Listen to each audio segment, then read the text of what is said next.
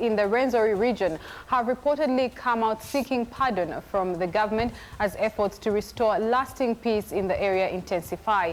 Authorities say the move could mark a turning point in reconciliation efforts following the violent incidents that left several people dead and security agencies on high alert.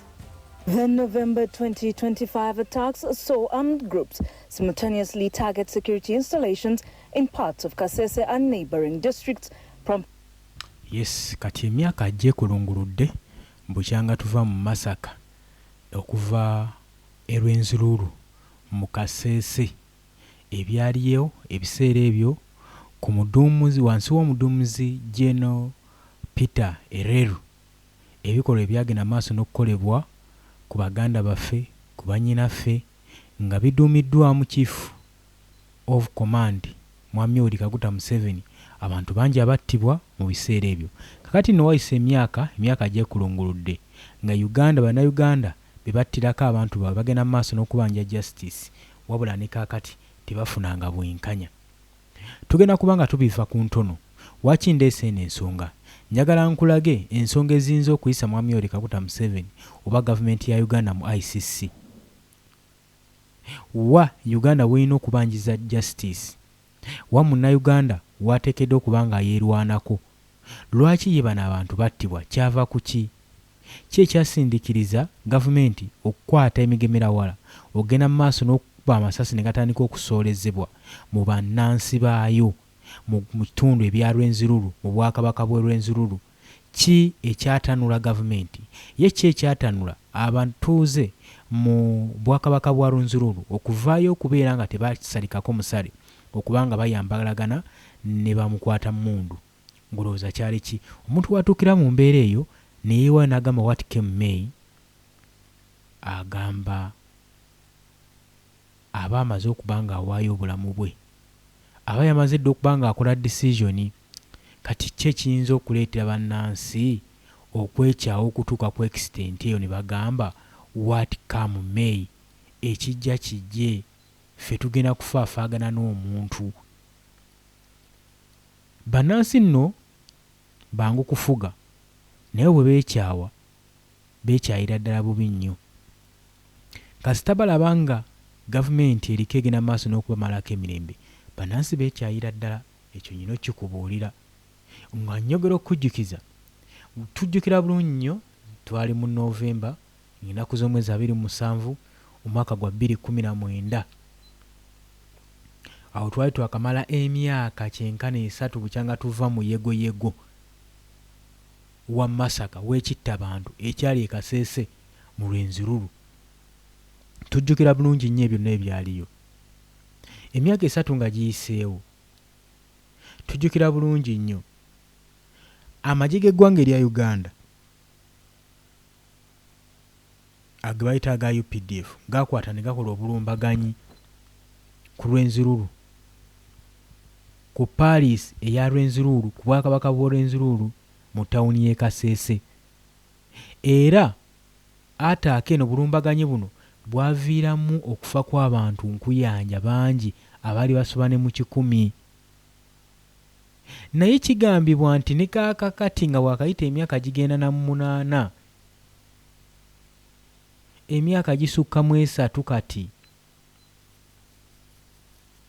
ba members ba family oba ba family members baabwe battira abantu baabwe abattibwa mu Kasese, abattibwa amagye ga UPDF.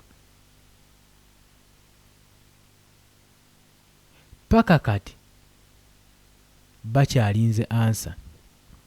Beebuuza ekyaviirako abantu baabwe okufa. Wakati mu kutya mu kubanja obwenkanya bwabwe bagezaako okuba nga baagala okuteekawo obwenkanya. Jjukira n'aggamba ye omuntu omulamu aba alwanirira buwanguzi, kuwangula. Ye omufu aba alwanirira bwenkanya. Kati abafu bonna abaatotomokomekera abaatotomoka mu ssage yaliwo mu Rwenzururu bambi ebbanga lyonna baddewo nga balindiridde obwenkanya bwabwe. Naye gavumenti tebuwawadde, terambulula. ngezaako okulaga biki ebiyinza okutukowoozesa mu ICC mu International Criminal Court. Ebitongole ebirwanizi by'eddembe ly'obuntu internationally byavaayo ne byogera ku nsonga eno era ne bagenda mu maaso n'okusonga mu Generaali Peter Eleru eyakulembera obuduumuzi bw'eggye eryagenda mu maaso n'okusaanyawo obulamu bw'abantu. Ngenda kubanga byonna mbikuwa nkulage ddala Uganda waawe tuyimiridde, nkulage lwaki gavumenti terumirirwamu bulamu bwa muntu. Niwe kiba kikwetaagisa kujja mu kkubo lyabwe bali kujjamu okusola bo tukuggusa n'okutuukiriza kye baba baagala. Oli ku Yugi Updates TV kosinza oba ng'otuwuliriza gwe tannatweyungako, nja kukusaba nti kkirira wansi waliwo ekigambo subscribe kikooneko obeere ng'otwegattako. Abali mu diaspora mbatumiddeko nnyo, mwebale kwekumira ku mayingu gano. Abajja mu comment section nammwe mukola kyamaanyi nnyo, mukola kyansusso. Kakati omu ku baaduumira amagye Peter Eleru yavaayo n'annyonnyola ensonga zino, era mu kunnyonnyola kwe ngalaga talinamu wadde kwetonda na kutya, era kye yakola yakikola, era nga balaga nti no yali ateekeddwa okukola ekyo okusevinga nti obulamu bw'abantu. Ekibi kisolovinga ekibi, osobola okuddira okutta abantu olwokuba nti nno otaasa bantu. Ekibi tekisolovinga kibi. Ffe tusigala tunenya, tusigala tubanenya bano ba high ranking officers. Ogenda maaso n'okuduumira mukwata mundu bakwate emigema wala bazitunuze mu bantu abayina just amayinja. Ekyo ekintu kyali kya bulabe nnyo, tuwaliwo bwenkanya. Kigambibwa nti abantu bangi, abaana bangi abaafiira mu Paris eno eya Rwenzururu, newankubadde General Peter Eleru yavaayo akiriminga agamba nti nno oyo Rwenzururu, kabaka wa Rwenzururu alimba nti bagenda okujja nga amaze dda okumalamu omusu, era nga buli kimu bakitegedde dda. Pulaani zaabwe zaali zakubanga bamalamu omusu. Ffe twagenda otuuka tewaliwo kintu na kimu. Peter Eleru watu wagenda maaso n'okunnyonnyola. Bwe yannyonnyola ebiseera ebyo ng'agezaako okweggyako omusango. Jjukira ono yawummuzibwa mu magye mu mwaka ogwa 2025 era nga ne intention y'okuwummuzibwa ekyaliko kibuusabuusa. Kigambibwa nti Mwami Yoweri Kaguta Museveni ICC yali etandise okubanga emubuuza ng'emubuuza akana n'akataano ku byagenda mu maaso okuttibwa kw'abantu okwalegenda mu maaso mu Kasese, era nga kukuliddwamu Peter Eleru. Kakati Mwami Yoweri Kaguta Museveni muntu muzibu nnyo. Walaba nti nno otandise okubanga olina engeri gy'ogenda mu maaso n'omukwasamu gy'omulinkingangako ebintu ebikyafu biba bikoleddwa gavumenti ye, ng'atandika okubanga akola ki ng'akwesonyiwa. Bakusuulako wabbali batambuze ekintu kyabwe nga tekiri mu mavuunya. Wabula ate twawulirako nti ono okuwummuzibwa kwe yakuviirako kalumanywera yali General Muhoozi Kainerugaba, olw'ensonga nti bano baaliramu obutakkaanya, balinamu embiranye nga bagenda bayewandulira, buli omu yali awandulira munno omuliro. Kale n'olw'ensonga eyo kigambibwa nti ono okuwummula kwe yali tannatuuka mu retirement age ze. Ekyo saagala bakibalimbe, kubanga kigambibwa ono yali ayina embiramye wakati wa General Muhoozi Kainerugaba naye kennyini. Kati bino byali tebisobola mmuleka mu buyinza. Ate akageri kikiri nti no Mwami Yoweri Kaguta Museveni mbu yali ateekateeka Muhoozi kujja mu ntebe ya bukulembeze. So yali alina okujjawo abantu bonna bayinza okuteeka Muhoozi Kainerugaba mu kkubo lye, abayinza omuteekawo omusigiro, abayinza omuteerawo obusitako, asobole okubanga abajjamu ye, asobole okubanga wa mutabani we obuyinza, yeyagale bweyagazi, asambire mabega nga jjanzi. Bimu ku bigendererwa mbu. Nagambye dde oli ku Yugi Updates TV kosinzidde okubanga otuwuliriza. Gwe tannatweyungako nja kusaba kkirira wansi waliwo ekigambo subscribe kikooneko, nja kukubiriza ojja kubanga osobola bulungi nnyo okubanga otweyungako. Kakati nga tugenda mu maaso, njagala mbalage Peter Eleru ng'agenda mu maaso n'okufimintiriza n'okukkaatiriza nga bagamba kye yakola yakikola, era kye kyali kisaanidde, yali ataasa bantu, bulamu bw'abantu bangi bwe yataasa. N'agamba nti nno ICC webanga yeetaaga okubaako abantu beekwata, erina kukwata bantu abannabyabufuzi naddala abali ku ludda oluvuganya gavumenti abali mu Kasese abagenda mu maaso n'okusudira ensonga nga beefudde balina nti kyebamanyi. In fact ICC waki yandibakutte nti bo bye balina ekinene nnyo kyebamanyi n'okusinga ffe bye bamanyi obuyeekero obwakolebwa mu Lwenzururu era bo tebakimanyidde ku mayitire wabula abantu bano abagenda bannabyabufuzi bateeka okuba nga bakimanyi. Ebyali bigambo bya Peter Ereru kansooke mukuweeko mu bigambo bye bitonotono n'oluvannyuma tujja kweyongerayo gwe mukwano gwange ali eyo ampuliriza. Nagambye dde oli ku UG Update TV. I take full responsibility of whatever happened. I did it within the law and I acted professionally. I would have finished all those people who were there, about 200, if that's what they wanted. But I saved so many lives. The Honorable Winnie Kiza joins us on the show today to try to walk back in time and remember the Kasese massacre. Over 150 people were killed, including women and children. What was the build-up to this attack? There is a lot that happened for which we really feel so saddened that government did not do the job as it was supposed to do it. Government was supposed to ensure that we are protected. It's 8 years on. Has there been justice for the over 130 There has never been people there has killed? never been justice of the over 150 people who were killed. 8 years later, people think do not scratch healing wounds. The wounds have never healed because no medication has been put on those wounds. You torture people, you kill them, and then eventually you tell them to say we are guilty for the atrocities that you committed against us.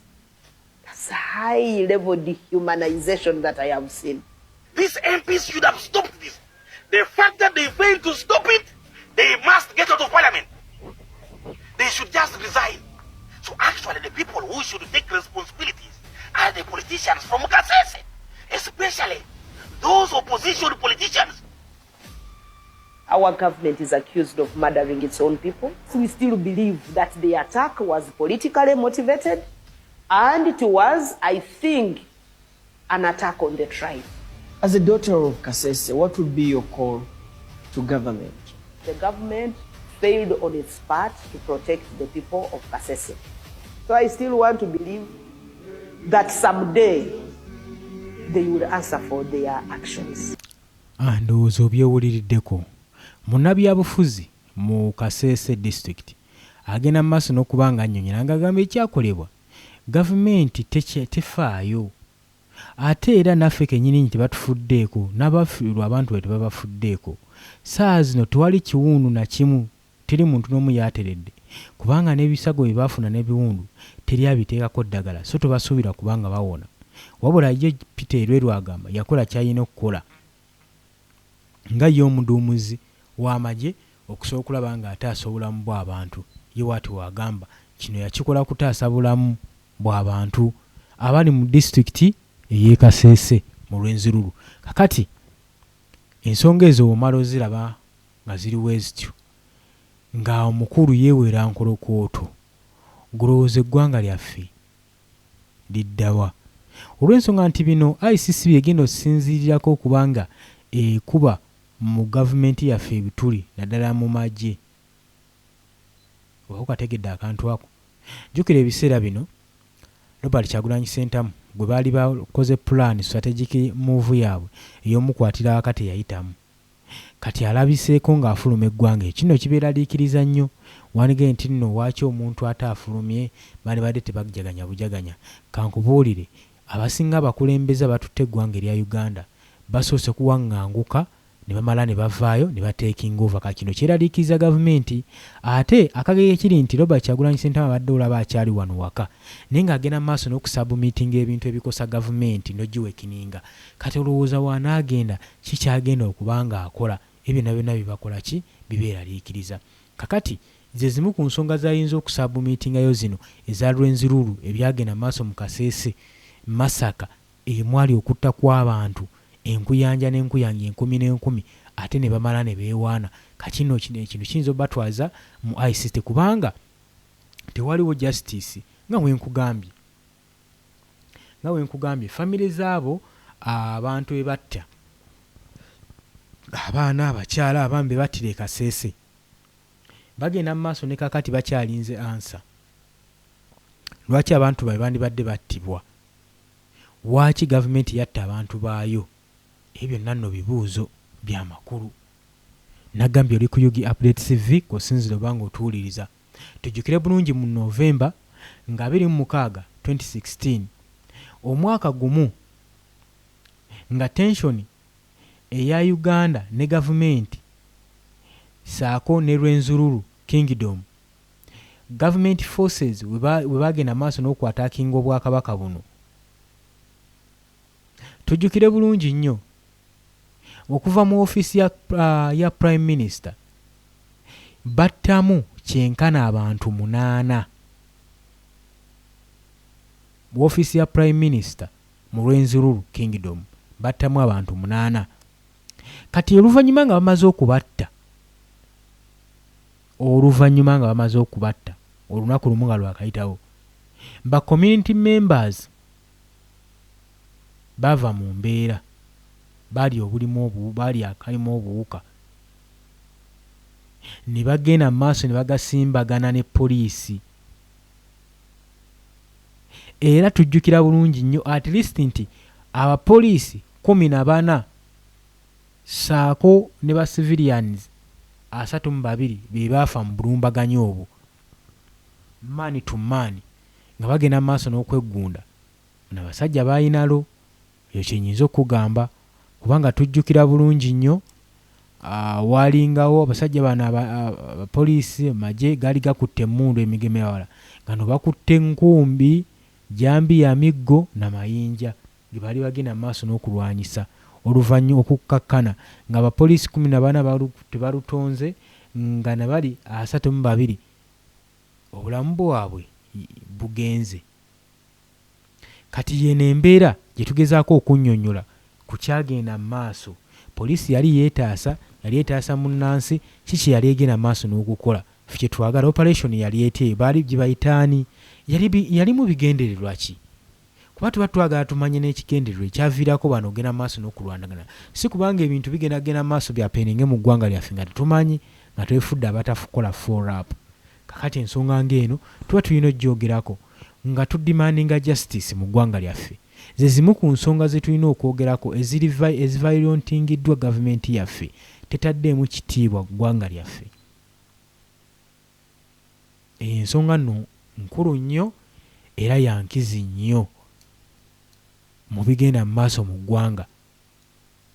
Nga bwe nkugambye, oluvannyuma nga poliisi yakava mu ofiisi ya Prime Minister ow'e Rwenzururu n'ettaya abantu 8, abatuuze bagamba eno tejja kuba mmanya ya nkoko, ne bagasimbagana ne poliisi 14 ku ttaka 32 ku ttaka. Ne amala nti ne bakkanawo ne bakkakkana ne bassa n'ekiiko we. Wabula ba members ba family zino zibattira mu ofiisi ya Prime Minister, Peter Lweruzi agamba nti no bagenda okulumba nga Rwenzururu amanyi buli kimu ekyagenda maaso ng'era yakwata muddo obwanguwa n'ayabulira enkambi, era bagenda okuteekayo obulumbaganyi. Kitegeeza Peter Lweru yali akimanyi bulungi obulumbaganyi bwe batwala bwakutta bantu, kubanga bwe bamala okutegeera nti no badisappearinze nga waabyogedde nti bamanyi waaki bagenda maaso n'okulumba. Ye ki ekyali kissa abantu abo?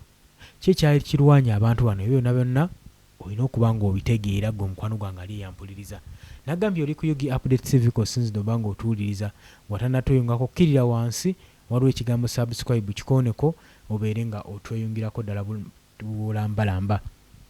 Naye oluvannyuma nga bano bakafa abapoliisi 14 saako ne bannansi 32, twalaba nga amagye gavayo nga luga respondinga. Olunaku olwaddako gagenda maaso ne garaidinga ekifo kyonna, Paris yonna ne gagisalako, era ne gakwata ne King Charles Mumbere. We twali tukyali mu lutalo mu kutaakinga, tujjukira bulungi nnyo mu bulumbaganyi buno, baamukwata Omumbere ne bamusiba, saako n'abantu abalala 180 abaali bagenda mu maaso n'okupresentinga mu compound ey'Omumbere. Kakati ekitongole ekirwanira eddembe ly'obuntu kyagenda maaso ne kikola research mu 2017 era ne bakizuula nti 153 abantu ng'okwo kw'ogasse abaana be baafa 153 be bantu abaafa mu bulumbaganyi obwaliwo mu biseera ebyo era ng'omuduumizi w'ensonga eno teyali mulala y'oyo Peter Lweru era nga kigambibwa yali asindikiddwa gavumenti ya Uganda ya Mwami Yoweri Kaguta Museveni tumuhabulwa. Kigambibwa nti abantu okunoonyereza Human Rights mu mwaka gwa 2017 yavaayo n'efulumya reporting eraga nti abantu 153 tebalutonze omubaddemu abaana ne bonna bafudde. Baafiira mu bulumbaganyi buno wakati wa gavumenti saako n'abalwenzuluulu. Ate nga tukimanyi bulungi nnyo yo gavumenti bwe yagenda maaso n'okubala abantu abaali bafudde mu lutalo luno mu bulumbaganyi buno okusinziira ku statistics za gavumenti batulaga nti baali abantu nga 100 bokka we bati. Naye kati Human Rights evuddeyo n'egamba baali abantu 153. Okuva mu Masaka eyo environment y'e Kasese yasigala ng'eri mbweraliikirivu era gavumenti ya Uganda negenda maaso ng'ekurashinga criticism naawe bennyini abagenda maaso n'okuba nga babirongera ku royal family eno ey'omumbeere. Ba victims mu Kasese kigambibwa nti baakubwa, baasibwa ne security forces era ne bagenda maaso n'okubakuba nga babalanga okugenda maaso n'okwegatta ne balwenzululu okusobola okulaba nga bamwamulako oba gavumenti kitutamanyi.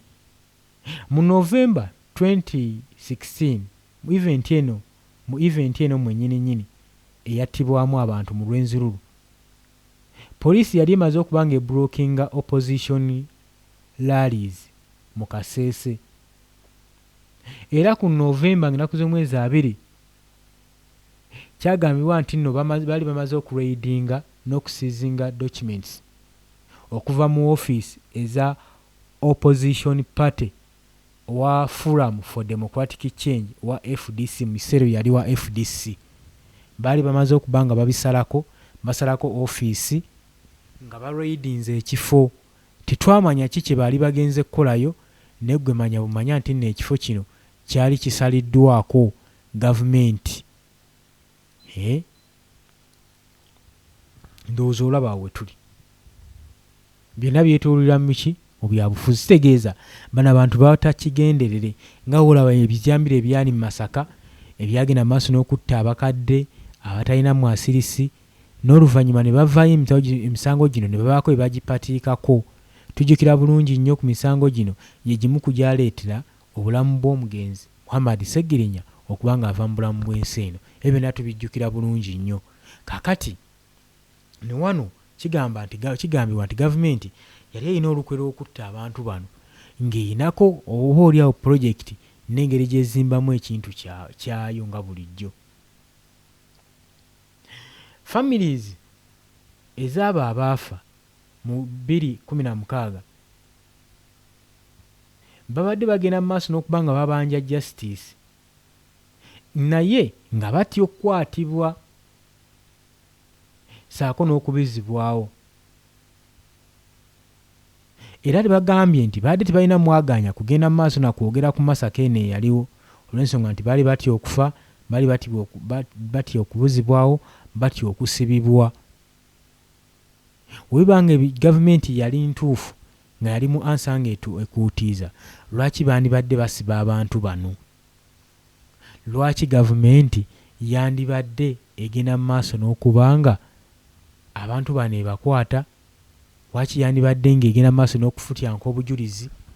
Mu mbeera eyo kankwe katambi kano olabe Peter Lweru wagenda mu maaso okubanga yeewozaako ng'agamba ye talina musango ne ICC yalaba mbu nga talina musango netamukoola nejjukira ono y'omu gwe baakuba sanctions bamusanctioninga dda olw'ebikolwa ebyagenda mu maaso mu Kasese mu Rwenzururu. Njagala weetegereze n'oluvannyuma tuneeyongerayo. Nagambye dde oli ku Yugi Update Civic osinziza obba ng'otuwuliriza. Even ICC set me free, said you have no case to answer. So what are you talking about? Those who are criminals. I don't put anybody else. Those who have, they deserved death. You know? Because I was on the ground and you are not on the ground. That's the problem. I know I'm a judge of my own during my work. I understand. I understand what I do. I know what I do. And that's why there's no problems here. Uganda is peaceful because of my actions. And Kasese is very peaceful. Kakati akatambi okewuliriddeko. Naye abantu b'e Kasese bano abattibwa abantu baabwe nga wenge nti batya okwogera ku nsonga eno batya okusibibwa.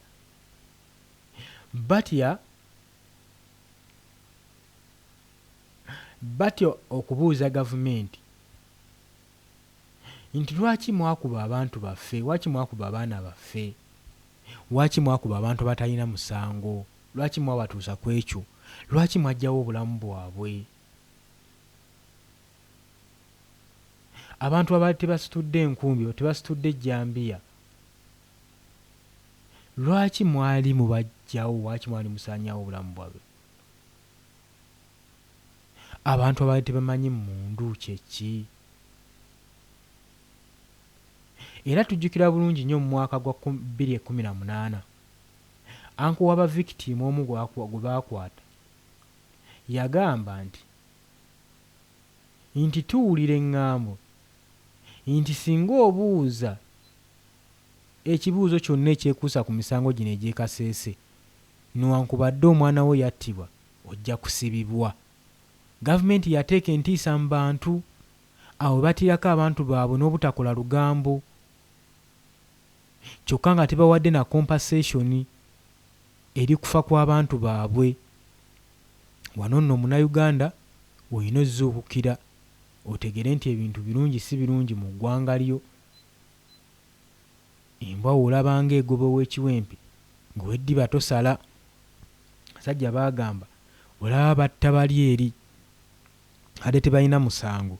Kati ate olonze wenjija n'ekibuuzo nga mbuuza musse baaki, ng'olowooza ki ekiyinza otuuka ku muntu oyo. Ssaabasajja kibaba bavaayo ne beesirikira wecce ne bagamba owaayi asirise teyejjusa, obulamu bwe bugagga. After all gavumenti yaabwe yegenda mu maaso n'okubanga ebatiisatiisa mu nsonga zino. Era tujjukira bulungi nnyo nti gavumenti yali emaze okukyajinga ba members abaali bawera 159 ng'ebataddeko emisango egy'obutemu, treason, egy'obutujju, terrorism. Era nekitabeera nakkiriya nti trials z'abantu ne bataddeko gwa treason, ogw'obutujju, ogw'okulya mu nsi yaabo olukwe, gigenda kuwulibwa ddi. Kati abantu kyekyali kisinga obbatiisa nti nebateekayo tebawulirizibwa, teri musango gwe bawuliriza ku gyo egyabwe. Kati kino kyabaleeteranga bano okutya naye nga tetugenda kubanja bantu baffe katusirike. After all gavumenti yaffe etwala mu maaso yeegezaako tuyisawo etyo yetuyisanga ekyokuttale. Abantu bagenda mu maaso n'okubeera nga beemulugunya ku bikolwa ebyali bigenda mu maaso n'okukolwa gavumenti. Mu mwaka gwa 2017 Human Rights yagenda mu maaso n'okubanga callinga Ugandan government okuissuinga ensonga ya independent, okola investigation, okuestablishinga namba y'abantu abaali bafiiridde mu bulumbaganyi obwo. Naye tewaaliwo search investigation eyateekebwa mu kifo ekyo.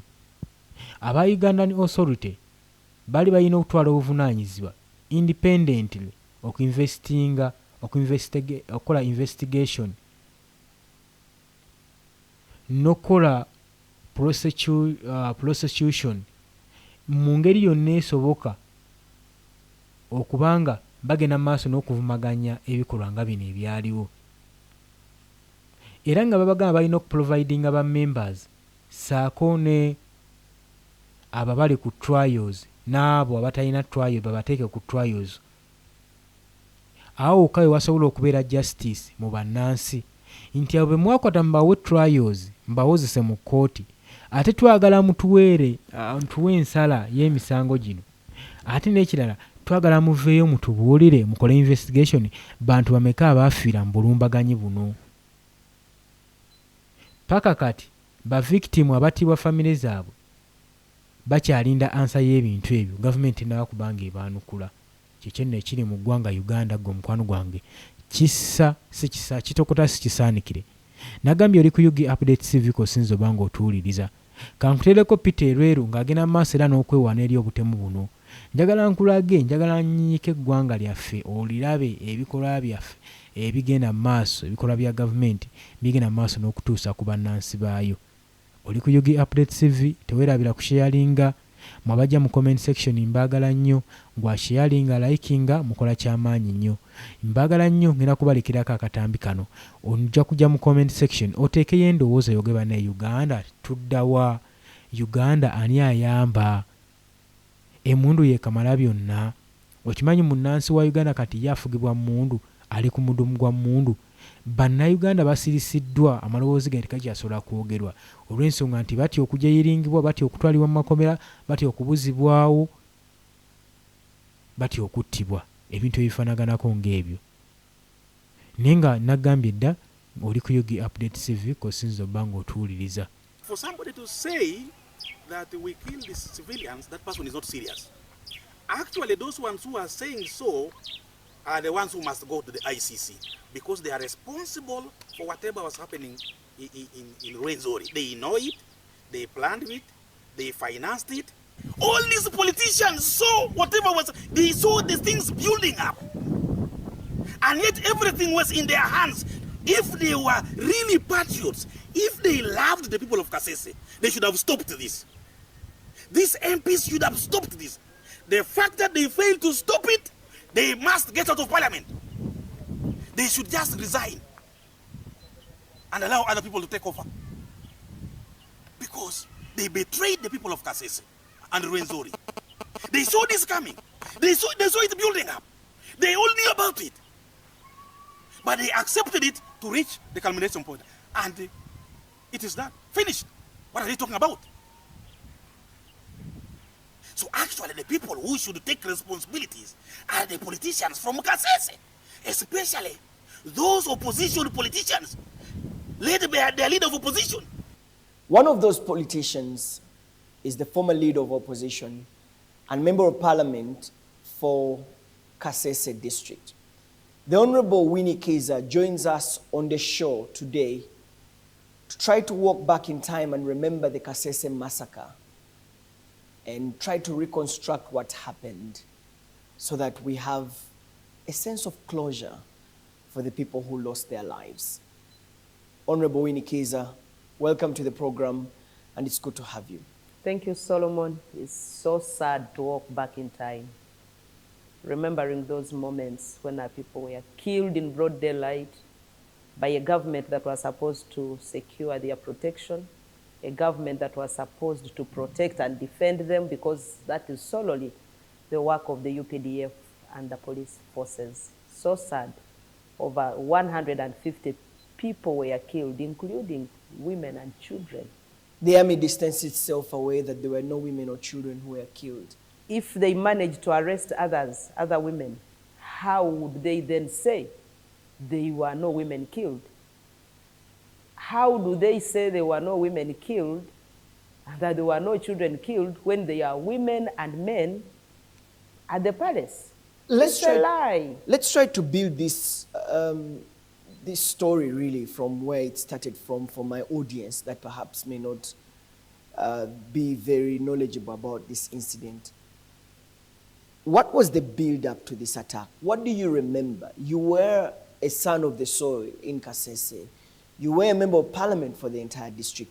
You have been born and bred in Kasese. You know it at the back of your palms. What was the build-up to this attack? What do you remember? Perhaps it's good that we start there. Well, I can say for a fact that when government decided to open up space for cultural institutions in the Constitution of 1995, Rwenzururu Kingdom was among those that also sought recognition as a cultural institution. And when Rwenzururu Kingdom wanted to, of course, there were those who were for the recognition of the cultural institution and those who were against. There were some politicians from